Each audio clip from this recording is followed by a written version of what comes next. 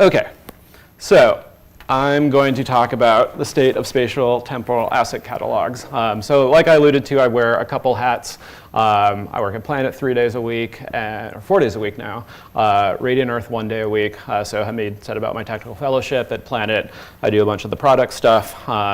And yeah, my background's in more vector data with GeoServer and that kind of stuff. The last 4 years, I've been learning about raster data and imagery and all those fun things. And yeah, we'll talk more about the ARD, but ARD is funny to me because from the naive viewpoint, I was like, oh, that's how it should work, and was interested to find that that's not how the default works, but I'm psyched that everyone here wants it to work that way. Spatial temporal asset catalogs is kind of something closer to where I had traditionally been in that geospatial realm, but helping make available imagery and other assets. So this talk is going to be decently high level to kind of level set for everybody and talk through the progress that we've been making with STAC and where we're at and where we want to go. Like I said, we'll be a smaller group of, I think, maybe 20, 25 of us in a room on Tuesday and Wednesday. This is the third of these sprints that we do, where we really kind of take implementations, figure out what works, evolve the spec based on that. So yeah, we're psyched to kind of join here. We'll be intermingling for all the social stuff, but we'll also be a little off into our own room sprinting on days 2 and 3. So why spatial temporal asset catalogs? Mostly because I still can't go and easily search for satellite and other geospatial data. I have to go to a whole bunch of different sites to make sure I'm searching through all the available data. You know, there's not just one place where I can get it all. And the situation's just as bad, if not worse, for APIs. Every one of those visualizations is powered by a slightly different API. They're JSON, they're RESTful, but each has kind of a slightly different way. One might do min and max cloud cover, another just a cloud percent that you do greater than. One might do that percent from 0 to 1, another from 0 to 100. So STAC really came about to kind of just take a little crack at that problem. And so we decided to just gather those interested in collaborating.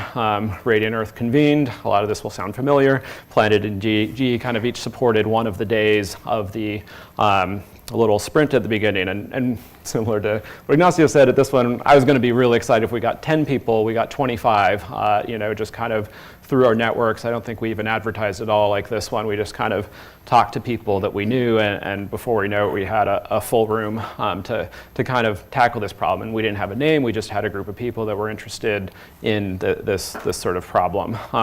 And the one thing we really did consciously was focus on developers, really bringing developers together. And a lot of specs are made by, you know, the people who can fly and have that spec meeting, and they're kind of later in their career and have this big architecture meetings, and then they get to the developer, they're like, why did you choose this? This is really hard to implement.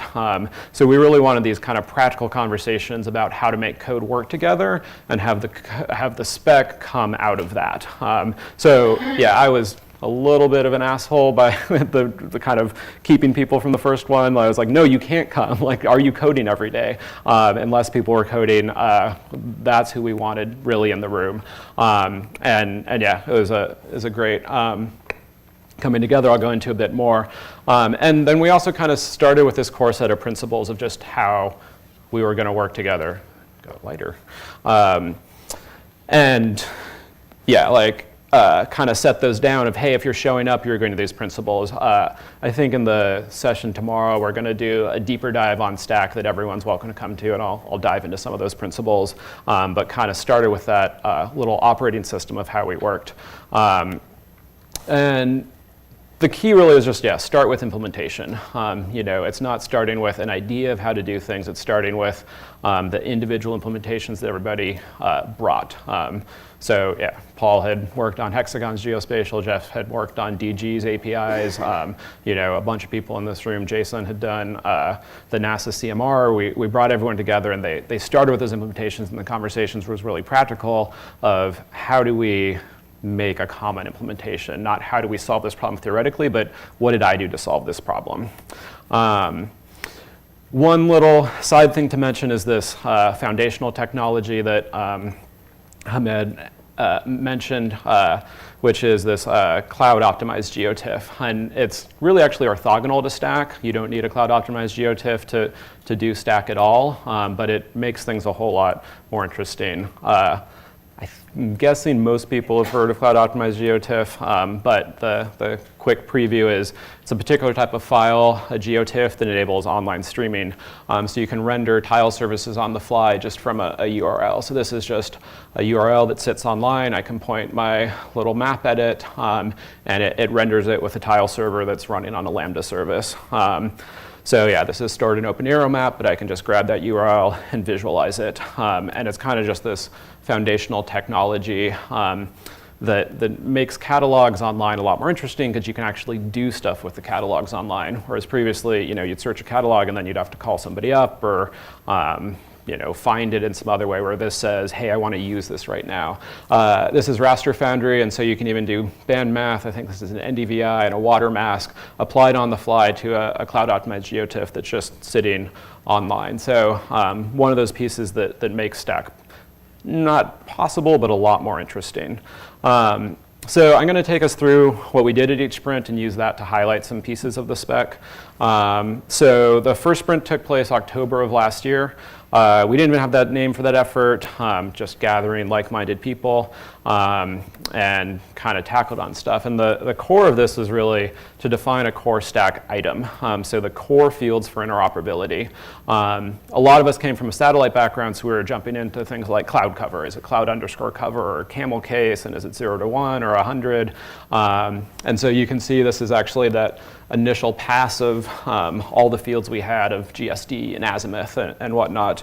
But we actually ended up with something a lot smaller. So one of the principles that is in there is small pieces loosely coupled. And so even though we thought a bunch of this was really cool for satellite imagery, we thought, what about SAR? What about point clouds? What about, mosaics don't really fit exactly into those same fields. And so we kind of punted on really defining that Earth observation satellite imagery stuff and said, hey, let's get to a core that can be extended in lots of different ways. And what's that core things that we need? So really the core is space and time. It's a GeoJSON with a required date time timestamp. And then it's got assets, so it has to link to something. It can't just be a theoretical thing. And then liberal use of links. So it really describe its relationship to other things is really the core that we came up with and said, hey, we evolved from there, but we feel pretty good about that. So we use this core definition in two different ways and forms. So the first one is the API, STAC API we called it. This is the one I was kind of most expecting to come from this gathering, which, it's a Swagger API. You can put values in, it's JSON, it's RESTful. Big shout out to Joss Fix from Boundless and Michael Smith from Harris for really driving that forward in the early days after the sprint ended. We punted on a lot. We didn't get a rich query language, but we had space and time filtering. And the return values were GeoJSON feature collections that complied with our core STAC definition. And in this time, we even got some working implementations, Element 84, Hexagon, Pixia, Boundless. They all put code down in those 3 days when we met to conceive the spec and actually try to build it because we wanted it grounded in implementations and kind of newer stuff. And we also came up with this sort of complement to the STAC API called a static stack. And Seth and Rob from Azavia really were down writing code. Sasha from Boundless on this. They produced more code than anybody, kind of after 3 hours started pounding out this way to just put files online. So it's kind of the simplest possible catalog. It says, I don't even have a query language. And I don't need a query language. I just need to put my data out there. And kind of both wrote a little validator and a way to serve it up. And so you just put it on S3 in a bucket and you've got a catalog. And so it's the core JSON item in both of those. And this idea behind it is really, Google is better than portals. Like in the geo world, we spend a lot of time making these, my own data portal, and you go to my portal and you search it. But it's pretty hard to stand up a portal. And it turns out that just providing that information for somebody else to crawl is more important than putting up that API. But as a industry, we've kind of always said, oh, you need an API, you need an interface. So yeah, we've got too many of these portals. But if enough is exposed, a search engine will be able to do something with it. But that we're not actually working on a search engine yet. We're just saying there needs to be a critical mass of data exposed in a common way. And a lot of this goal is help with this long tail of imagery. You know, the big providers can stand up an API, they can maintain an Elasticsearch cluster, which gets to be a huge pain as you get bigger and bigger. But you know, kind of somebody with more local data, they have in-stream data sets, but instead of expecting them to stand up their own API, it just says, hey, publish your data to S3. Make it easy for them to put that out there. And this is jumping ahead a bit, but one of the other things we discussed was an HTML view of the data. We're like, well, do we need this HTML format? This is the STAC browser that was mentioned previously that Seth actually built a couple months ago, and we kind of realized you actually didn't need a spec for it. You could take that core JSON file and drive a complete website HTML just from that. So it's a JavaScript little app that will make you full web pages. Our next step is to make it so these can be crawled, but it kind of leverages the cloud optimized GeoTIFF, where if you have a file, it pulls the fields from the JSON, and then if it's a cog, we'll render those tiles you can explore and dive in right there.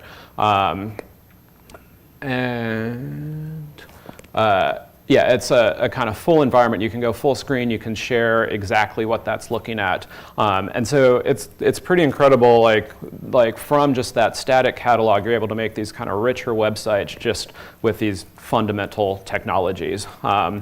So yeah, in this sprint, we're gonna kind of take Stack Browser further. Can we drive more visualizations from that core spec and really investigate, can we get this crawled so it shows up in search engine, which we believe is possible. We just kind of have to sit down and do it. You know, what is a stack? You know, so it's spatial temporal, it's space and time, it's assets, it needs to have that link to a real piece of data, and it's a catalog. And like I said, that can be a complex API, but it can also just be a static thing. But the key is they both have that same way of exposing what they are, where you get that sort of interoperability of either a dynamic or a static one. So that was sprint number 1. We got a spec out the door. Sprint number 2, we actually decided to combine forces with the Open Geospatial Consortium. George is here representing OGC. Definitely go talk to him.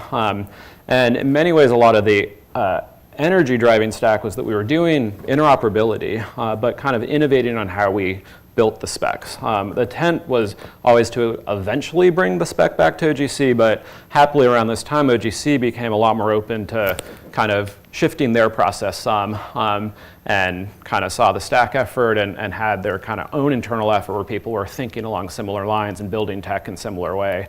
And that spec that they've really been innovating on is WF Web Feature Service 3.0, which is a radical resimplification of the WFS 2.0 spec. And it just follows all the same principles as Stack. It's done in GitHub, it's with OpenAPI, it's REST and JSON at the core. So we decided to kind of combine our sprint, our number 2 sprint, with a hackathon that they were doing, and bring a lot of our energy to that and have a kind of exchange of ideas. We gathered at another USGS facility, this one in Fort Collins, and they were a convening sponsor for the event, paying for all of us to come together. And the first couple of days we focused on WFS 3 to help make that a really solid spec, bring in a bunch of different energies and perspective that we had from our stack world. And then to also see, could this be a foundation for our API? Could we be compatible with it? And it was a really productive sprint. There were a number of implementations. This was a Python implementation that started then, has continued, and it's kind of a much more webbier, friendlier version of WFS. This is the actual WFS implementation as HTML that you can browse and click around and explore. We got end-to-end compatibility. So this is an OpenLayers client working with some of the servers that were there, and GDAL-OGR plugin that Evan built during that time, worked with a few servers, and he's continued to evolve that, and it's released. So it was really cool to be a part of that. And then with our stack day at the end, we made this decision to have STAC API be a WFS 3.0. So it implements the WFS 3 specification. The models were close enough that we could combine them, and was kind of a couple tweaks on both of them, with STAC being a kind of set feature schema. So this will mean that any WFS 3 client, once those mature, will be able to talk to STAC, and then a couple little tweaks means that it can really tap into what STAC makes possible. So that leads us to now. We're about to start sprint number 3. Got a bunch of great people here. The cool thing is to see the number of sort of maturing implementations. So Harris, Michael, and Tim are here, and they've been pushing this and building a great implementation in the background. They've extended it for transactions, for richer queries, and handling much more types of data. So they're going to come and kind of explore and share what they've done. And yeah, all of these will present tomorrow at the OpenStack thing. SAT API with DevSeed. Ali Reyes is here. Matt Hansen has gone to the last ones but couldn't come.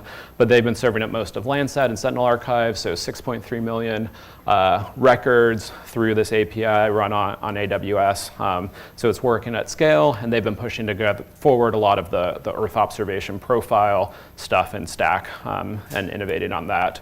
On the static side, I think the biggest production static catalog is the Spur data set, and Frederico is joining us in person for the first time, which is exciting, but in the last few months he's been doing a bunch of really great work. He's got a static catalog of Spurs up on Amazon.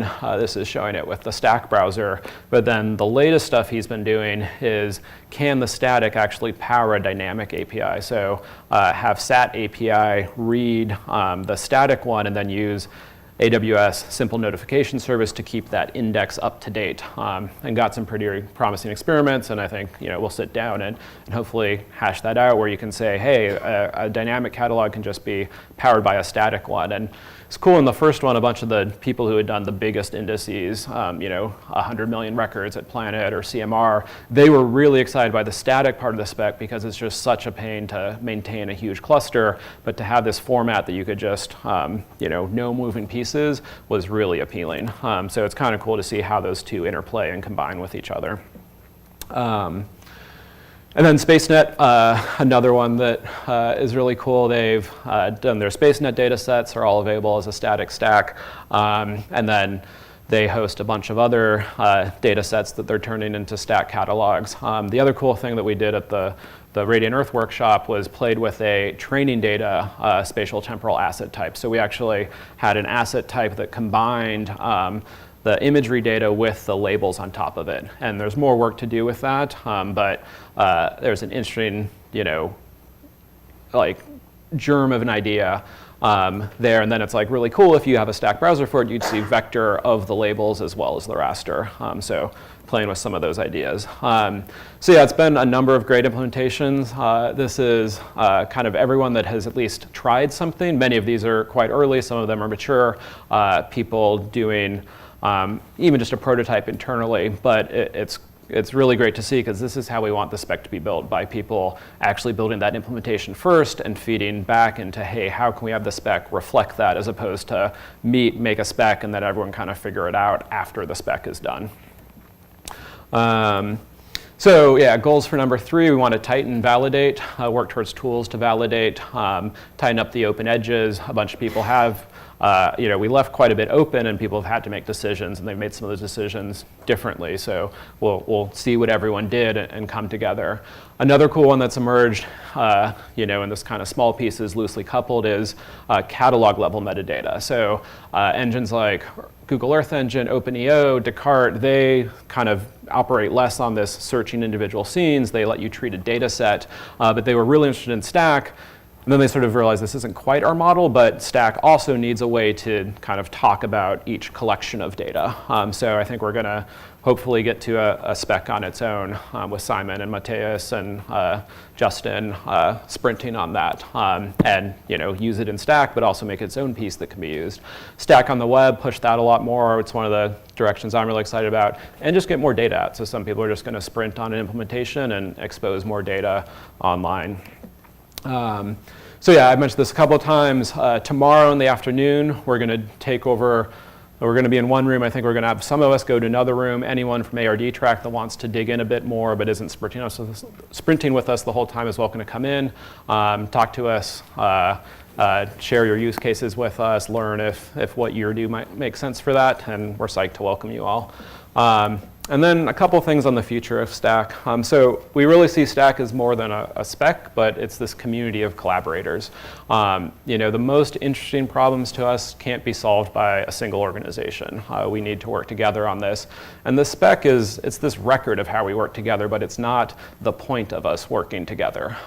It's also that entry point for new people, but the point is to be here in person like you are all are, and kind of figure out how we work together and then record that in the specification. So it's get this rich network of connections between individuals where we can do something bigger together. So next spec goals, more extensions, get to a stable core, be this foundational spec for the cloud. When more and more data is moving to the cloud, how can we just get provenance right? Get it to be able to track source all the way through for where that image came from, where we don't have to have people filling out metadata. Just track everything from the beginning. And we haven't done much on it yet, but we're kind of psyched to. And then kind of Spur innovation outside of our core scope. So that's a lot of why we were psyched to do this in conjunction with analysis-ready data. It's why we did the WFS3 stuff. Kind of this implementation first, collaboration. We want to help spur more and more of that. So share everything we do online. You can see our notes. You can see everything we've done before, and continue to evolve those edges of the spec. More small pieces loosely coupled. Some of the most cool things we make, the biggest impact might not be that core of that spec, but if we kind of work and produce pieces in this way, we'll get better and better. I want to end with a challenge for all of us, which is kind of a bold challenge, but I think we can do it because there's a lot of data out there. I'm not yet putting a timeline on it, but I want us to get to 1 billion unique STAC records. And that's actually when I'll feel we have a good spec. A lot of specs go out there and you feel good, but then there's not implementation behind it. Once there's a ton of data available and we figured out the way for that to work, that's when I think we'll be on to something. I think ultimately we'll go far, far beyond it, but can we get most all the major archives available as a STAC format at that core so we have a baseline of interoperability? So thanks for hearing me out. I'm really psyched to be here with all of you. Yeah, that's it.